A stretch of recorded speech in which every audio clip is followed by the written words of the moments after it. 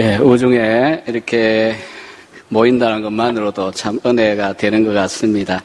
우리 정성욱 교수님하고 심현찬 목사님이 미국서부터 발의를 하시고 준비하시고 또 국내에서는 좋은 분들을 제가 사실은 소개를 했습니다. 여러 에드워즈 관련된 분들을. 저는 이제 목회를 오래 하다가 왔기 때문에 1년 아직 덜 채웠습니다. 신대원 교수로 온 지.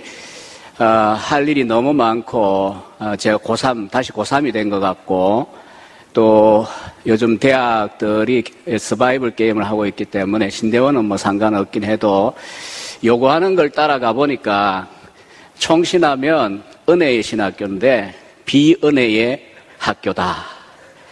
분명히 은혜를 제가 가르쳐야 되는데 펠라기우스, 알미니우스 반대하고 제게 요구되는 그 업적이나 이런 것들은 굉장히 펠라지언적이었습니다. 그렇다고 학교 비방하는 게 아니고요. 그만큼 바빠요. 그래서 여러분들을 제가 소개해서 우리 신대원 반창인 조현진 교수님도 그렇게 해서 이제 참여하게 됐는데 구태여 이 바쁜 저를 보고 하라고 해가지고 제가 6월 한 달 내내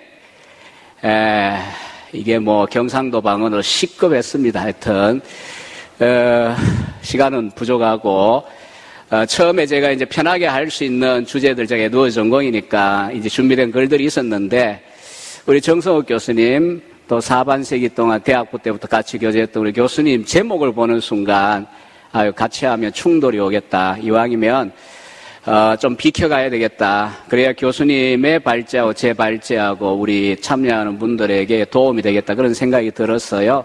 주제를 제가 갑자기 바꿨습니다. 6월 들어서. 그래서 이제 사랑과 그 열매, 최근에 우리 서문강 목사님이 세 번째 노력을 기울이셨습니다. 84년 엠마오의 첫판, 그 다음에 청교도 신앙사에서 개정본, 그리고 작년에 개정 쇄신본으로 사랑과 그 열매를 제목을 바꾸셨죠. 고린도서 13장 사랑 이렇게 바꾸셨고, 제가 그 세 가지 번역본을 시기에 따라 다 샀었고, 개정본도 다 읽었고, 이번에 개정 쇄신본을, 발표 준비하면서 정확하게 좀 이해해보자 싶어서 먼저 이 책을 한 번역본을 3번 정도 정독을 했습니다. 450페이지 정도 되는 책을. 그리고 나서 이제 보니까 얼마나 우리 기존의 목사님께서 60권 이상의 청교도 관련 서적 번역을 통해 기여를 많이 하셨는데, 이번에도 연세가 참 어른이신데도 얼마나 애를 쓰셨는지 마음에 존경하는 마음이 다시 한번 새롭게 느껴졌습니다. 그래서 오늘 열매로 알리라라고 하는 제목은 뭐 앞서 신앙 감정론도 연관이 있지만은 사랑과 그 열매 제목 자체가 이미 Charity and its fruits니까 거기에서 나온 거고요. 두 번째는 제가 이 신대원 1990년에 총신에 입학했을 때에 몇몇 교수님들에게 영향을 많이 받았는데, 우리 정운택 교수님, 신약 교수님이신데 참 박사 논문 번역에도 참여하고, 박사 논문이 열매로 알리라 아닙니까? 마태복음 신앙과 행위의 관계에 대한 부분이고, 제가 그 윤리적인 관심이 굉장히 많았습니다. 그래서 제가 이미 앞서 우리 정성욱 교수님께서 한국교육 문제를 운을 떼셨기 때문에 저는 운 떼지 않고요. 이 정운택 교수님도 역시 그 박사 논문을 네덜란드에 가 쓰면서 고투했던 이유가 한국교회가 이미 본인이 70년대, 80년대에 볼 때의 이신칭의를 잘못 이해하고 있고, 그 다음에 삶의 열매에 대한 무관심이 한국 장로교회를 너무나 망치고 있다는 걸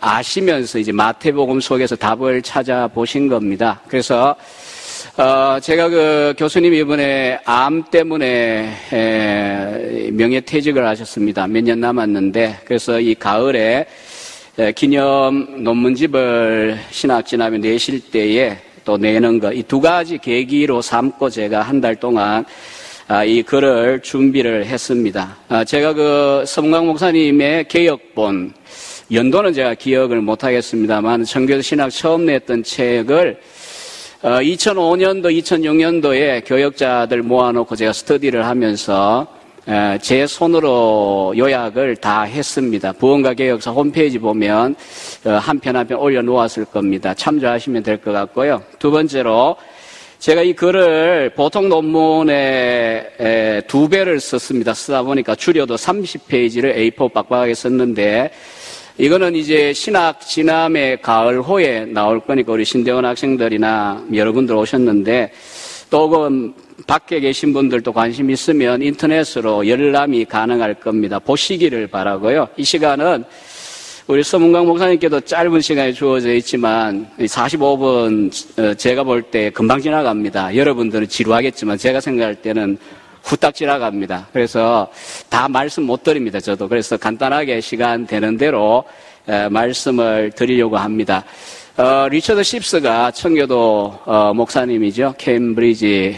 이분이 그 상한갈대와 꺼져가는 심지라고 하는 유명한 그 책에서 사람의 지성, 이 머리는, 마인드는 가슴이 좋아하는 것을 할 때에 잘 이렇게 할 수 있다. 정확한 문구는 제가 잊어버렸는데, 그 말은 여러분들도 실감할 겁니다. 책을 읽는 분들, 공부하는 분들. 저도 2006년부터 8년, 3년 동안 박사과정을 하고 마지막 2008년에 1년 만에 논문을 쓰고 부흥과개혁사의 책 출판도 했는데, 에드워즈 성경론을 연구하면서 아마 보통 그저 학문적으로 해야 되니까 하는 이야기였으면 제가 3년 만에 박사를 못 마쳤을 겁니다. 그러나 십스의 말대로 제가 다양한 그런 신학, 현대신학, 개혁신학, 네덜란드 신학, 또 우리 박영용, 박윤선 박사님의 신학까지 쭉 주마간편이긴 하지만 보면 주마간산이긴 하지만 쭉 보면서 거의 한 20년 동안 신학을 놓지 않고 공부를 했었는데, 결국 제 마음에 평화를 얻은 곳은 조나단 에드워즈의 작품들 속에서였습니다. 그래서 2005년 시골교회 아직 목회하고 있을 당시 정성욱 교수님이 넉 달에 걸쳐 피짓땀을 흘리면서 이 신앙감정론을 완역하셨어요. 그래서 그 번역본을 제가 선물도 못 받고 미국 계시니까, 안 그러면 한국에 있으면 주셨을 것 같은데, 하여튼 제가 샀어요. 돈 주고. 사가지고 8번 정도를 제가 읽었습니다. 그 책을. 물론 그 다음에 예일대학 전집 2권에 있는 원문도 같이 대조해가지고 논문 쓰기도 하고 했는데, 하여튼 그런 과정들을 제가 겪었습니다. 겪으면서 지금도 에드워즈에 대한 강의를 총신에 와서도 이번 학기에 제가 개설했습니다. 강홍상 교수님이 계시기 때문에 친이론 전공으로 미국 사고 오셨는데, 선배가 계시니까 저는 약간 피해가지고 제목을 냈어요. 개혁파 성령론. 근데 이제 실제로 에드워즈의 성령론을 제가 강의를 했어요. 제 책을 가지고. 우리가 이제 선택이 풀로 지원할 수 있는 게 과목마다 70명입니다. 그런데 70명이 오셨고, 그 다음에 제가 그 시험을 일부러 치지 않고 마지막에 제 책을 읽고 477쪽에 되는 책을 읽고 딱 3페이지로 타이핑을 해가지고 마지막 시간에 제출하라. 외울 필요는 없으니까 쉽죠. 대신에 에드워즈의 성경론에 대한 제 그 논문을 잘 읽을 수 있는 그 여유는 있습니다. 그래서 제가 그걸 읽으면서 얼마나 마음 가운데 70명이니까 210페이지 정도 되겠죠. 조금 넘치는 사람도 있긴 하지만 제가 일일이 그거를 다 읽어봤습니다. 보면서 제 가슴이 뜨거워지는 걸 또 느꼈어요. 그 말은 나르시스처럼 자기 얼굴을 보고, 그러니까 자기 책에 대한 이야기니까 그게 아니에요. 제 책은 부족한 책인데, 결국 에드워즈가 뭔 말을 했느냐, 신앙감정론이나 부흥론이나 구속사나 사랑과 그 열매나 설교들이나 미슬론이 그 신학 단상집들이나 예일 전집으로 26권에 달한 그 전집들 싹 다 읽은 건 아니지만 관련된 것들 읽으면서 제가 모아놓은 책이었기 때문에 역시 에드워즈는 언제나 읽어도 내 영혼에 도움이 된다. 감동을 제가 느꼈습니다. 그래서 우리 앞에 발표하신 그 책도 여러분들이 안 읽으셨다면 꼭 읽으시기를 권하고요. 오늘 제가 이 발제하는 사랑과 그 열매, 내지는 한국 번역한 권전 13장 사랑이라고 하는 책 없으면 꼭 사서 읽어보시라고 부탁을 드립니다. 열매로 알리라 예수님의 말씀입니다. 그 다음에 우리 한국교회 현실은 우리 돌아가신 오카노 목사님은 벼랑 끝에 서 있다고 말할 만큼 위기라 그러셨는데 전적으로 저는 동감합니다. 누구나 할 수 있는 말이지만 예수님 말씀을 하면 우리의 위기의 근본은 입만 무성했던 무화과 나무와 같다라고 하는 데 있습니다. 근데 이제 이걸 갖다가 열매가 없는 걸 어떻게 포장을 하냐 하면 교회를 키운다든지 숫자 노름을 한다든지 아니면 집회들, 젊은이들의 찬양 집회, 워십 앤 프레이즈 해서 그런 집회들이든 무슨 집회들인 간에 다 그런 건 아니지만 그런 행사들을 통해서 열매 없음을 대체하고 살아있다라고 하는 어떤 몸부림을 보여줍니다. 그러나 많은 경우에 진짜 있어야 될 성령의 열매가 부재하고 열심히 울었고 열심히 감동을 받았다고 하는데 지나고 나면 2007년 100주년 할 때도 마찬가지였죠. 진정한 대각성, 진정한 성령의 부어주심은 거의 우리가 한국교회가 경험하지 못했다라고 하는 문제. 그래서 이런 시점에서 앞서도 언급한 것처럼 정말 우리가 문제를 해결하려고 하면 열매가 뭔지를 알아야 되는 거고 어떻게 맺을 수 있느냐를 찾아야 되는데 에드워즈만큼 우리에게 영적으로 멘토가 될 만한 사람이 없다라고 하는 점을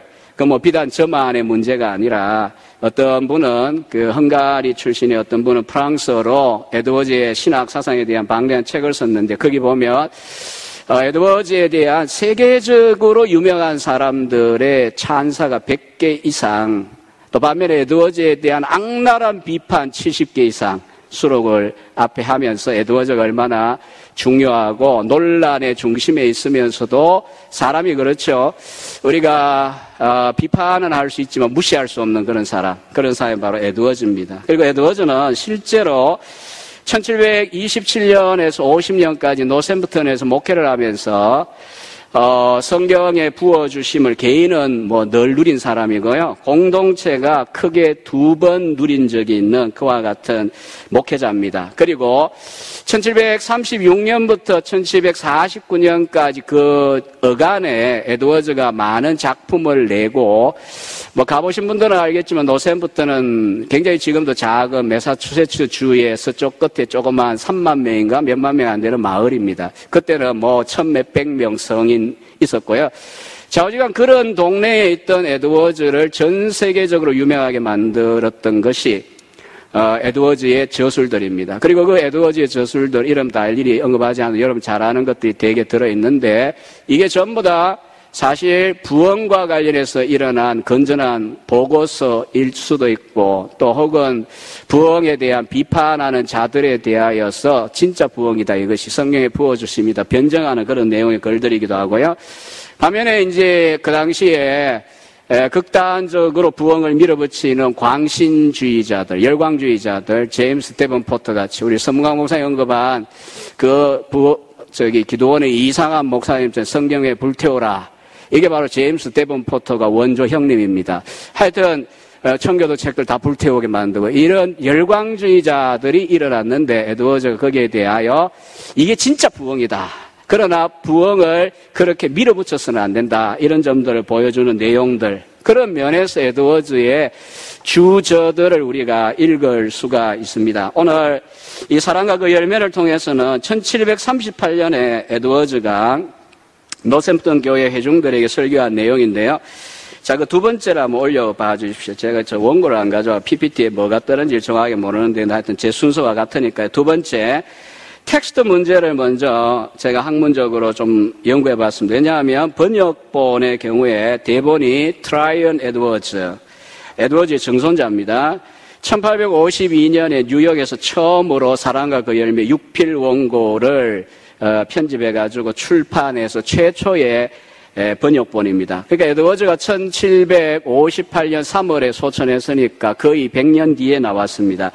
그리고 이것이 34년 아니고요. 죄송합니다. 1969년 밴 오브 트루스에서 영인본을 냅니다. 리프린트를 내면서 계속 대체로 많은 분들은 에드워즈 정손자의 판본을 접하게 됩니다. 그러나 1989년에 이르러서 프린스턴 대학의 윤리학 교수였던 폴 램지가 생애 마지막으로 혼신의 힘을 다해서 의지의 자유도 편집했지만 이 사랑과 그 열매를 포함한 천지창조 목적과 참된 믿음의 본질 등을 포함한 ethical writings, 윤리적 저작들을 전집 8권으로 편집을 해서 거의 한 800페이지 되는 책을 출간을 하게 됩니다. 제가 그 판본과 두 가지 판본 사이를 보면서 이제 중요한 문제가 뭐냐면 트라이언 에드워즈의 이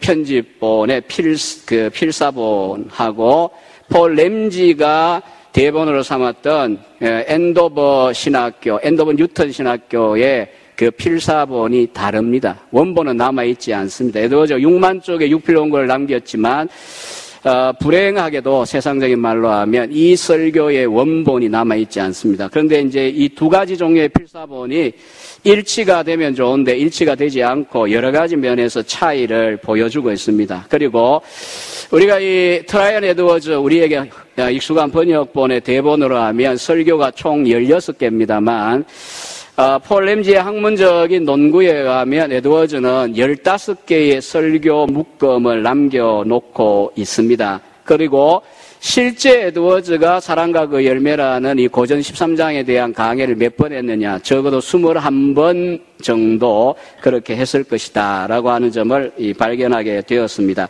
그리고 에드워즈가 1738년에 이 설교를 연속으로 할 때 바로 앞에 뭘 했냐면 마태복음 25장에 나오는 열처녀 비유 설교하면서 1734-35년에 노샘프턴 중심하여 코네티컷강 유역 계곡의 부흥이 지나갔는데 온 동네가 다 하나님의 새로운 백성이 된 것처럼 에드워즈는 너무너무 흥분해서 최초의 국제적인 저술인 페이스풀 내러티브, 놀라운 무언가 핵심 이야기로 백금산 목사님 이름을 붙였지만 하여튼 그걸 출판을 했어요. 근데 이제 좀 지나고 보니까 도루몽이에요. 다시 말하면 도루묵이라 그럽니까? 하여튼 이 회중들이 그렇게 충만하고 변화된 것 같은데 지나고 나니까 지속적인 변화에 이르지를 못하고 완전히 이 5 미련한 처녀와 같은 위선적인 그런 성도들로 돌아가는 모습을 보면서 설교들을 연속으로 하게 됩니다. 그래서 이 설교, 이 시기에 나온 설교 크게 보면 서너 가지가 있습니다. 하나는 마태복음 25장에 또 하나는 사랑과 그 열매 이 설교고요. 그 다음이 구속사 번역이 되어 있죠. 김기탁 목사님 번역해서.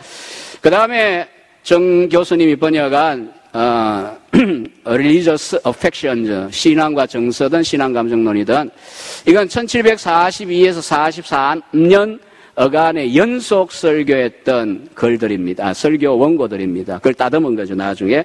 그러니까 이런 설교들을 보면 에드워즈의 강조점은 크게 두 가지입니다. 하나는 육신의 열매를 맺고 있는 그 회중들을 비판하고 바로잡아주기 위해서이고요. 두 번째는 성령을 받았다라고 할 때 우리들도 그렇습니다만 앞서 이야기한 감정론의 12가지 네거티브 사인즈, 소극적인 표지들 정도만 해도 우리 대한민국은 난리가 날 겁니다. 은혜 다 받았다고 생각할 건데 에드워즈는 얼마나 예리하고 성경적이냐면 그걸로는 성경의 역사인지 아닌지를 우리가 분별할 수 있는 절대적 표지가 아니다. 그러면 적극적인 표지가 뭐냐 할 때 우리가 이 사랑과 그 열매에서는 에드워즈가 제시한 것이 바로 기독교적 사랑이라고 하는 것이었습니다. 그래서 우리가 분명히 부흥의 시대를 지나가고 난 다음에 이제 더러들 여름 수련회나 성경학교 하고 나면 이제 또 이 회의에 빠질 텐데 은혜 받은 것 같은데 뒤돌아보면 회중들이 은혜를 다 잃어버린 것처럼 보이는 그런 현실을 볼 겁니다. 에드워즈도 동일한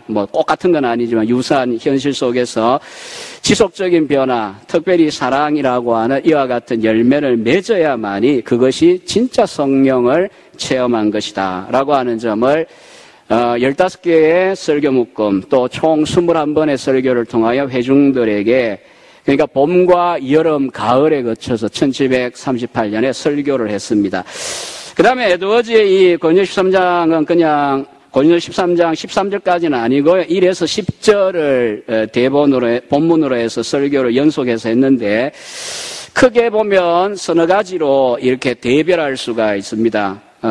폴 램지의 경우에는 4가지 이야기를 했어요. 서론 결론 빼면 하나님에 대한 사랑, 사람을 향한 사랑 이렇게 나누는데 두란노에서 나온 리 스트로벨, 윌로우 크릭의 리 스트로벨 목사님의 책들 읽으셨을 텐데 그 아들 카일 스트로벨이 최근에 에드워즈로 학위를 취득했고 그 다음에 이분이 폴 램지의 예일 그 전집은 두껍기도 하고요. 지금 아마 $100 이상 줘야 살 거예요. 학문적인 이디션입니다. 그래서 이분이 그 전집을 우리 평범한 신자들이 쉽게 좀 접근할 수 있도록 이렇게 페이퍼 바운드로 새로 편집을 했어요. 사랑과 그 열매라는 이름으로 작년에 출간됐습니다. 그래서 여기에서 이제 서문이라든지 또 그 다음에 사랑과 그 열매를 이해하는 데 도움이 되는 에드워즈의 다른 글들을 이렇게 가져와서 박스 안에 인용을 하고 있고, 그런데 이 카일 스트로벨의 분류가 제가 볼 때는 이 설교에 대하여 잘 분류했다고 생각합니다. 3가지입니다. 첫째는 1에서 3번째 설교 묶음까지 사랑이 본질적인 것이다. 이것을 이제 보여주고 있고, 2번째 4에서 12설교 묶음에서는 사랑은 모든 선한 것이나 미덕의 근원이라고 하는 것을 설명합니다. 이건 다르게 말하면 2번째 부분은 사랑의 열매들이 무엇이냐.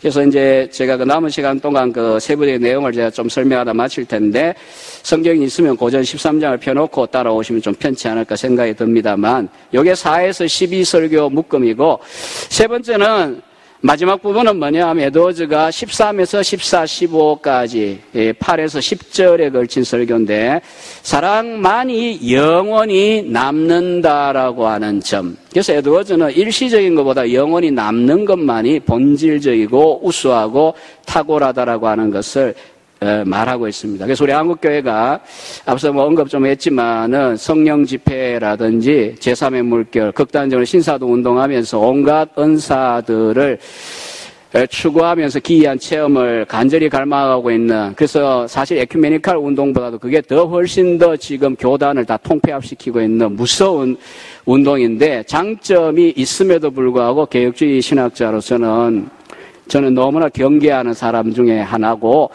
그 에드워즈를 통해서 바로 그런 무분별한 성령 운동, 열광주의로 갈 수 있는 그런 성령 운동에 대한 교정제를 찾을 수 있다라고 저는 확신을 하고 있습니다. 그런 것들이 다 사실 일시적인 것들이고 영원히 남는 것은 사랑, 기독교적 사랑 그밖에 없다라고 하는 점을 에드워즈는 말합니다. 그래서 우리가 이런 3가지 분류 방법은 고던 피라고 하는 신약학자가 고전 13장을 분석한 거라든지 에드워즈가 14번째 설교에서 우리 분류해가 설명을 하고 있어요. 이렇게 3가지로 말하고 있습니다.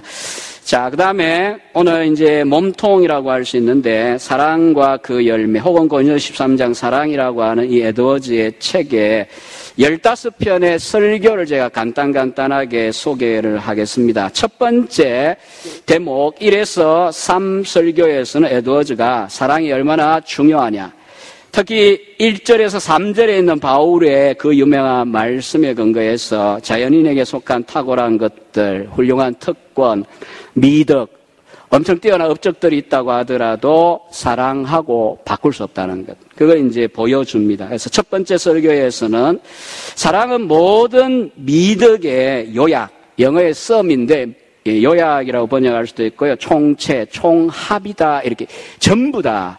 그리고 그걸 이제 줄인다라고 할 때는 줄거리 하면 요약, 이렇게 서머리의 개념이 되겠습니다만 좌우지간, 기독교적인 모든 미덕들, 또 그리스도인들에게 허락되어 있는 그 모든 것들을 한마디로 하면 그게 뭐냐 했을 때의 사랑입니다.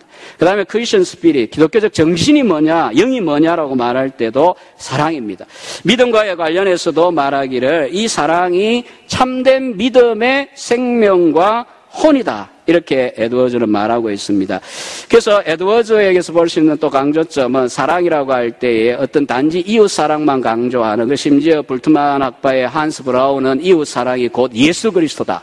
이렇게까지 환원을 시키는데 그렇게 가지 않습니다. 그렇다고 해서 약간의 보수주의자들이 착각하는 것처럼, 잘못하는 것처럼 수직적인 하나님만 사랑하면 되는 거지 이웃 사랑 좀 못해도 뭐 어떠냐 이렇게 환원하는 그것에 대해서도 에드워즈는 단호하게 비판을 합니다. 에드워즈는 하나님을 사랑하게 하는 성령의 역사나 사람을 사랑하게 하는 역사나 결국은 성령에게서부터 오는 거기 때문에 분리되지 않는다. 오히려 에드워즈는 우리 한국교회에 더 필요한 이유 중에 하나가 그러면서도 신본주의적인 신학자, 윤리학자면서도 결국 그 하나님을 사랑한다는 게 무엇을 통해 강하게 드러나야 되느냐?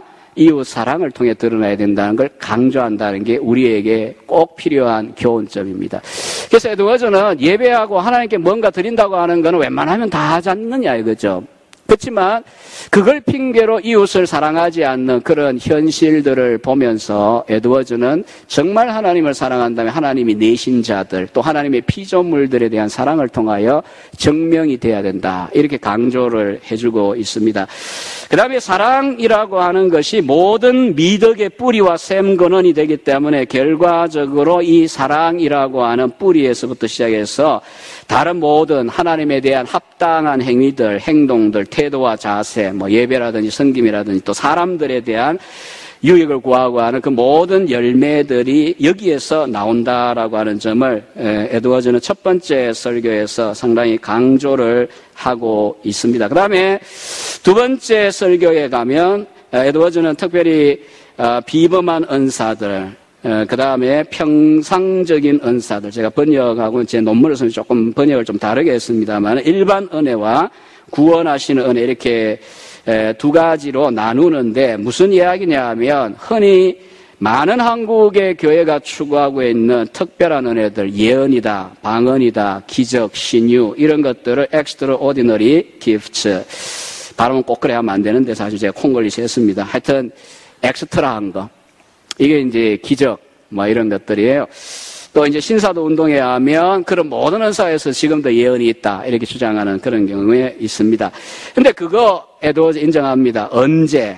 그거는 불완전한 시대에 하나님이 절대적인 기준을 주시기 전에 완성하기 전에 주신 것이다. 그게 언제입니까? 초대교회 100년이고 구약입니다. 그러나 성경이 결국은 교회의 정황무어한 기준이기 때문에 이제는 소위 주 1세기가 지나가면서 그런 엑스트라 오디너리한 은사들은 중단되었다. 이게 에드워즈의 은사 중단론적인 입장입니다. 물론 에드워즈가 뭘 몰라가 그런 건 아닙니다. 에드워즈 당시 엄청난 역사들이 제1차 대각성하고 노샘턴 부흥시기에 일어났고요. 세라 에드워즈 사모님의 체험담을 읽어보면 그 Some Thoughts라고 하는 건전한 부흥론으로 번역해 놓았습니다만 보면 몇십 페이지 걸쳐서 놓았는데 기가 막힙니다. 어떻게 이런 놀라운 세계를 경험할 수 있느냐. 혹은 그가 그렇게도 좋아했던 데이빗 브레이너드의 생애와 일기 자기가 편집해서 내기도 하지만 읽어보시면 어마어마한 초자연적인 일들을 그 시대에 경험했어요. 그럼에도 불구하고 에드워즈는 예리하게 구분합니다. 그런 비범한 은사들이라고 하는 건 불완전한 시대에 주어진 것이고 결국 더 중요한 게 뭐냐. 이 에드워즈가 고린도 13장에서 본 대로 사랑이 없다고 한다면 그런 방언이나 예언하는 것들 아무 쓸모가 없다는 거예요. 그래서 결국은 사랑이 중요하다는 거. 그래서 이걸 어떻게 또 입증을 하는가 하면 비범한 은사들을 받는다고 하더라도 성경의 예도 그렇고 우리들도 주변에서 혹은 자신 속에서 보지만 말 잘하고 설교 잘하고 아니면 뭐 큰 교회 꼭 나쁜 건 아니에요. 뭐 저도 적지 않은 교회 있다 왔는데 근데 하여튼 그런 것들을 통해 가지고 보여줄 수 있는 건 본질은 아닙니다. 결국 본질은 뭐냐고 한다면은 사랑입니다. 즉 그런 비범한 은사들이나 탁월성이나 능력들은 우리가 입을 수 있는 옷입니다. 에드워즈의 비유에 하면 혹은 여자분들 좋아하는 보석입니다. 그러나 뭐 에르마니 같은 양복을 입고 조폭이 또 혹은 보석을 멋진 걸 착용하고 엄청난 캐럿의 다이아몬드를 낀다고 해서 이세벨과 같은 악녀가 그런 보석만큼이나 되는 인간이 되는 건 아니에요. 에드워즈 강조점은 그래요. 근데 금방 이야기한 이 사랑이라고 하는 것은 어떤 거냐 하면 영혼을 본성을 받고 바꾸어주고 영혼 자체를 보석처럼 만들어주는 것이다. 이게 에드워즈의 강조였어요. 그 다음에 뒤에 조금 더 이야기가 나오기 때문에 생략하고 넘어가겠습니다. 세 번째 설교에 보면 3절에 나오는 여러 가지 이제 이야기들이 있었죠. 예를 들면 도덕적으로 사람이 행할 수 있는 최고의 수준의 행위, 그게 뭘까요? 자기 가진 거 다 내놓는 거죠. 구제하는 것. 또 그 다음에 자기의 몸을 화형에 처해지도록 기꺼이 내어놓을 수 있는 그와 같은 행위. 우리는 평생 모은 돈을 그냥 자금을 내놨다고만 해도 할 말을 있습니다. 마더 테레사와 같이 종교다원주의적인 성녀라고 불리는 분이 행한 행동을 보면서 기독교적인 본질이 뭐냐 이야기하면 리처드 마우 같은 분도 Shame on you, 너 부끄러운 줄 알아라 이렇게 이야기를 합니다. 그러나 정말 정직하게 에드워즈를 읽으면서 우리가 성경적으로 사고해야 됩니다. 그런 분들 저는 절대 깎아내리고 싶지 않아. 인간적으로는 엎드려 정말 예배까지는 아니고 뭐라고 할까요? 존경을 표하고 싶어요. 그러나 에드워즈는 그와 같은 행위들이 있다고 할지라도 무슬림의 지하들을 통한 목숨을 버리는 거나 유대인들이나 또 혹은 금욕주의자들, 교황주의자들의 그런 행동들을 볼 때에 과연 그런 식의 재산을 내어놓고 자기의 몸을 죽도록 내어놓는 그것만으로 과연 본질이 될까? 에드워즈는 안 된대요. 사랑이 없다고 한다면 그런 것들로 메꿀 수 없습니다. 대체할 수가 없습니다. 왜냐하면 생명이 없는 기계적인 행동들, 예컨대 아무리 피아노나 악기가 좋아도 소리를 내지만 그것이 영혼을 가지고 있지 않아요. 인격적인 행위가 아니에요. 그러나 에드워즈는 우리가 하나님 사랑하는 마음으로, 이웃을 사랑하는 마음으로 사랑이 있어서 냉수 한 그릇이라도 대접한다고 하면 그것이 바로 말하자면 그리스도인이 보여줄 수 있는 진정한 믿음이고 또 사랑의 섬김이라고 하는 사실입니다. 이걸 하이델베르그 요리 문답에서도 카테키스무스에서도 분명하게 정의했죠. 하나님의 법에 기준하고 진정한 믿음에서부터 또 하나님께 영광을 돌려드리고자 하는 그런 그 동기를 가지고 행할 때 그것을 good works, 선행입니다. 그래서 우리가 아무리 입만 무성하다고 하는 이 엄청난 자각과 공격에 대하여 열매를 맺어야 돼, 또 선한 행위가 있어야 돼, 이렇게 우리가 추구를 하더라도 그래가지고 속은 없고 본질은 없고 에드워즈 3번째 설교에서 말한 거하고 반대로 업적만 추구한다면 또 다른 극단에 속게 하고요. 또 세상 사람은 그렇게만 해도 아마 굉장히 교회를 좋아할지 몰라요. 그러나 그들을 엉뚱한 대로 또 끌고 갈 수가 있습니다. 에드워즈는 오히려 그 모든 삶의 실제적인 열매 이전에 그 속에 사랑이라고 하는 신앙의 영혼과 본질이 있느냐, 이것을 이제 주의하라고 강조합니다. 이게 바울의 교훈이기도 하죠. 오늘 두 번째 대목에 보면요. 4에서 7절에 나오는 사랑은 오래 참고 이렇게 시작하는 그와 같은 실제적인 사랑의 정의 내지는 사랑의 열매들이라고 해도 생각하는데 그것을 설명을 합니다. 네 번째 설교, 우리 번역에는 이 트라이언 에드워즈가 아무런 이유 없이 4와 5 설교로 분리를 했기 때문에 16개가 되고 지금 제가 이야기하는 램지의 경우에는 15개입니다. 그래서 하여튼 이 네 번째 설교에서 보면 오래 참고 온유하며라고 하는 그와 같은 설교를 하면서 에드워즈가 항상 설교 초두에 자기가 무슨 말을 하려고 하는지 닥트린이라고 하는 교리라는 이름으로 간략하게 소개를 합니다. 에드워즈의 네 번째 설교에 보면 이렇게 되어 있어요. 기독교적인 정신은 사람으로 하여금 타인으로부터 받는 해를 온유하게 참도록 만들고 타인에게 선을 행하되 기쁘게 싹을 바라지 않고 하게 만드는 경향이 있다. 이게 이제 사랑의 1번, 2번 열매라고 말할 수가 있습니다. 온유함에 대한 이야기는 제가 생략하고요.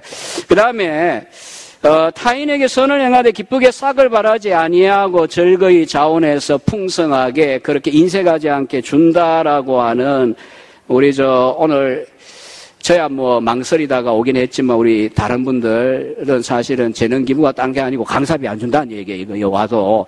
그러니까 이 네 번째 교리를 얼마나 순종을 잘 하시는지 몰라요. 우리 서문광 목사님을 비롯하여 기쁘게 하되 삭을 바라지 않고, 물론 주문 받아가겠지만 줄 사람이 없어요. 이게 이제 자발적으로 우리가 하는 에드워즈를 좋아해서 하는 일이다 보니까, 하여튼 또 농담 비슷한 이야기인데, 제가 빨리 정리를 해보겠습니다. 근데 요게 문제가 있어요. 제가 에드워즈의 설교를 이번에 분석을 하면서, 학자라는 게 딴 게 아니죠. 조금 이제 피상적으로 읽지 않고 깊이 읽어야 되는데, 사랑은 온유하며라고 하는 구절을 가지고 어떻게 삭을 바라지 않고 적극적으로 선을 행한다 이렇게 번역할 수 있느냐. 온유하며로 번역한 구절인데, 이 에드워즈는 카인드라고 하는 킹 제임스 버전을 가지고 이렇게 이해를 했어요. 바울이 쓴 크레스투에 타이라고 하는 헬라어 동사는 1세기의 상황에서는 친절한 마음만 아니고요. 실제로 친절을 베푸는 걸 가리키는 데 쓰이던 단어이기 때문에 에드워즈의 해석은 틀리지 않습니다. 그리고 선을 행하되 온유하게 하되 우리말로 하면 선한 자나 악한 자나 친구나 원수들 가리지 아니하고 여러 가지 이제 이야기들을 합니다. 그리고 2세기의 테르툴리아누스라고 하는 교부의 말에 의하면요. 당시에 기독교인이라고 하는 단어가 있었어요. 그게 뭐냐 하면, 크리스티아니, 라틴어로 복수형입니다. 근데 단어 하나만 바꿔가지고 불리워졌다는 거죠. 기독교인들이. 크리스티아니.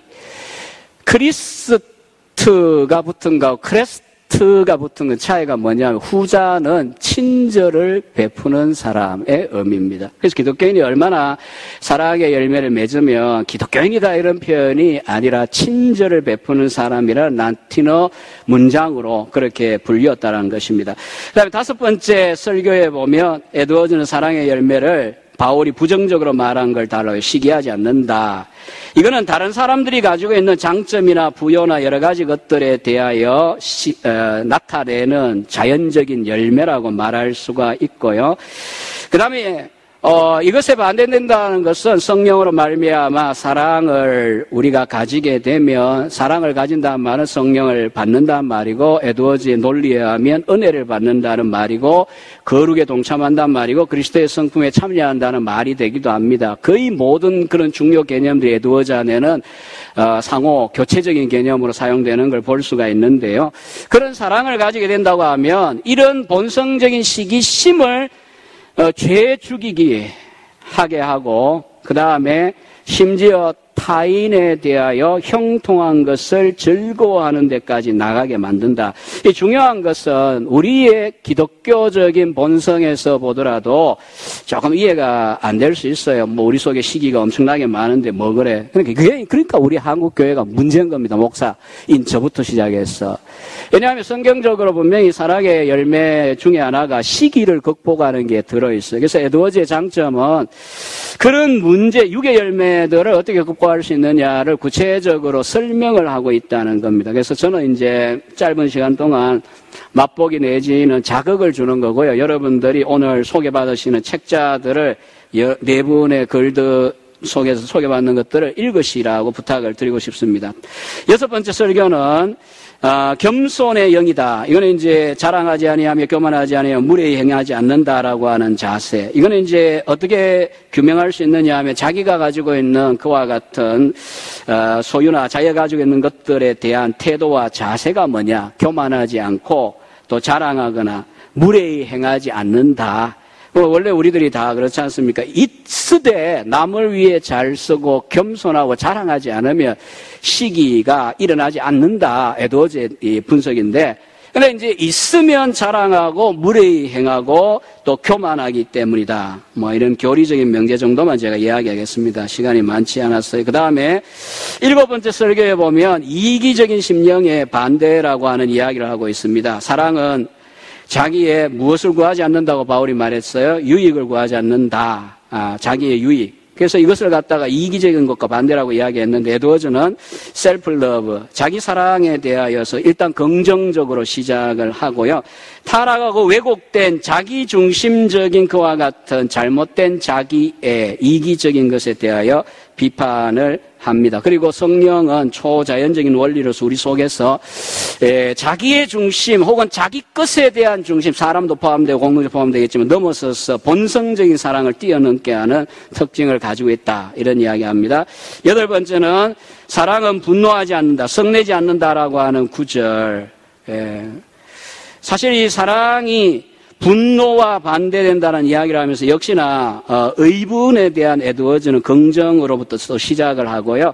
그러나 분노가 만약에 악한 의지와 복수하고자 하는 마음의 소원을 가지고 그렇게 나타나는 거라고 한다면, 그리고 구체적으로 이런저런 경우들을 예를 들어 보입니다. 이건 분노, 죄악적인 분노라고 하는 거고, 그 다음에 교만에서부터 이런 분노의 열매가 맺혀지는 거고, 사랑이 있으면 뭐 때로는 판단하고 의분을 내야 될 때도 있지만 감정적으로 잘못된 분노는 아니다, 이런 이야기를 합니다. 그 다음에 9번째 설교에서는 기독교적인 정신은 따지기를 좋아하는 그런 영에 대하여 반대이다. 이건 다르게 이야기하면 악한 것을 생각하지 아니하며라고 하는 구절을 이렇게 번역을 하셨어요. 무자비하게 타인을 판단하려고 하는 그와 같은 경향의 반대.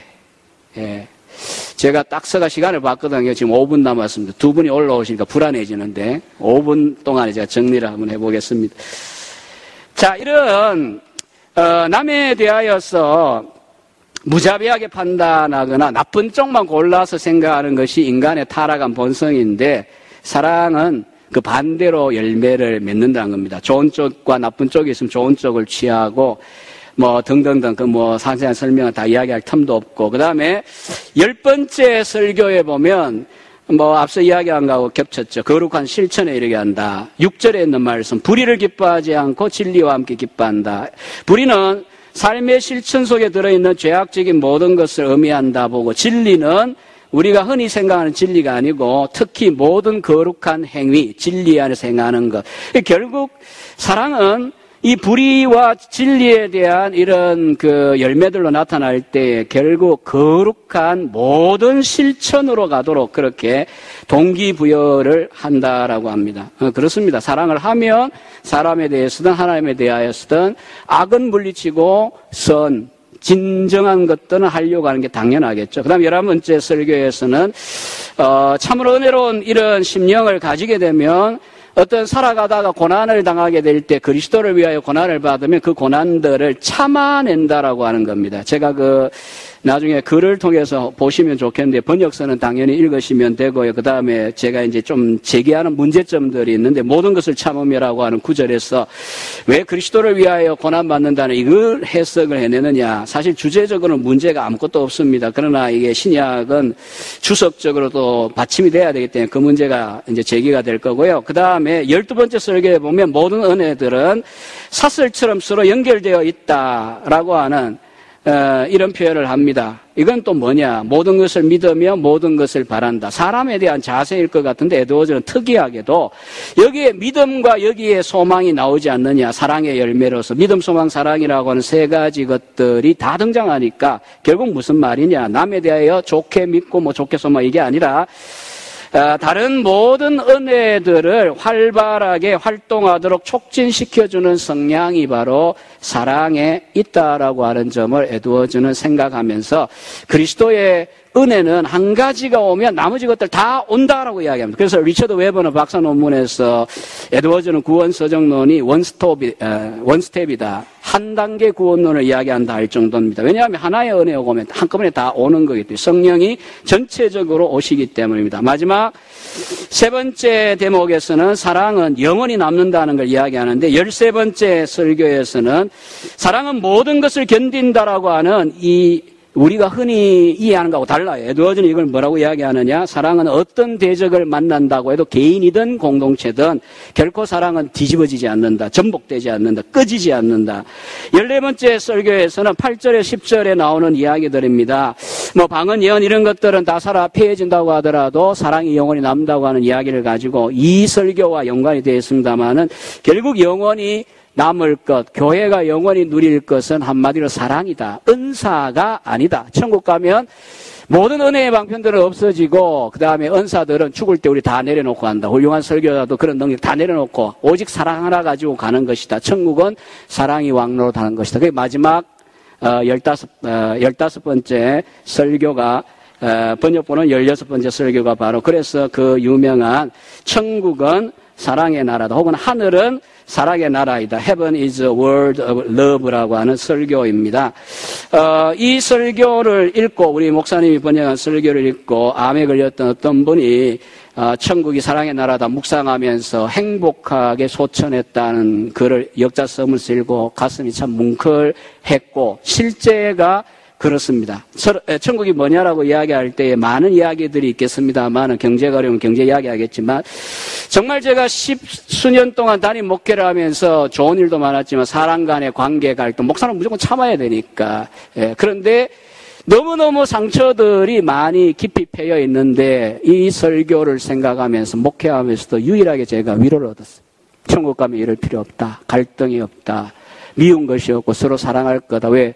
성부, 성자, 성령 세 분의 내재적 본질, 관계의 본질 자체가 사랑이고 천국에는 사랑스럽지 않은 것이 전혀 없기 때문이고 부정적인 다른 우리가 흔히 말하는 그런 요소들이 없기 때문에 천국은 사랑의 나라이다. 저도 엄청난 지금도 준비하면서 정말 뭉클한 그래서 에드워즈의 진노하신 하나님의 손 안에 있는 죄인들이라고 하는 그 설교가 불행하게도 에드워즈의 대표적 설교로 불리는 건 정말 불행한 이야기입니다. 에드워즈는 오히려 천국에 대한 설교를 엄청나게 했고 이분만큼 천국에 대하여 말로 그렇게 분명하게 설교하고 있는 분이 없습니다. 결론적으로 말씀을 드립니다. 에드워즈의 책을 읽으면서 첫째는 사랑의 본질적 중요성을 배웠습니다. 그 다음에 두 번째로는 사랑의 다양한 열매들에 대한 설명을 할 때 그 반대인 이 인간의 본성적인 열매들하고 대비해가지고 너무나 상세하게 설명하면서 극복하는 방법과 그 다음에 그 반대의 열매들이 뭐냐를 우리들, 회중들에게 설명하기 때문에 오늘 우리들에게도 엄청나게 이 기독교적 캐릭터 혹은 덕을 만들어가는 데 도움이 될 것이라 생각이 들고요. 마지막 제가 한 가지 유보는 있습니다. 신약학자들이 조금 이 설교에 대하여 분석하고 점검하는 역할을 누가 좀 했으면 좋겠다 생각이 들고요. 제가 던지는 의문은 비범한 은사들을 우리가 물론 중심이 아니다. 에드워즈에 전적으로 제가 동의합니다. 그러나 오늘 우리 교회 시대에 성경 계시를 낳는 계시적 은사 외에 다른 은사들 신유라든지 아니면 방언이라든지 부정하는 것이 정말 성경적일까? 저는 개인적으로 이 부분은 찬성하지 않습니다. 저는 은사론자는 절대 아니지만 우리 개혁주의 안에도 지금 신유라든지 아니면 계시와 관계없는 은사들에 대해서는 단정적으로 정죄하지는 않습니다. 잘못하면 성령 해방죄에 걸리니까. 다만 에드워즈의 강조는 우리가 받아들일 필요가 있겠죠. 조금 오버했는데 죄송하고요. 여기서 멈추겠습니다. 감사합니다.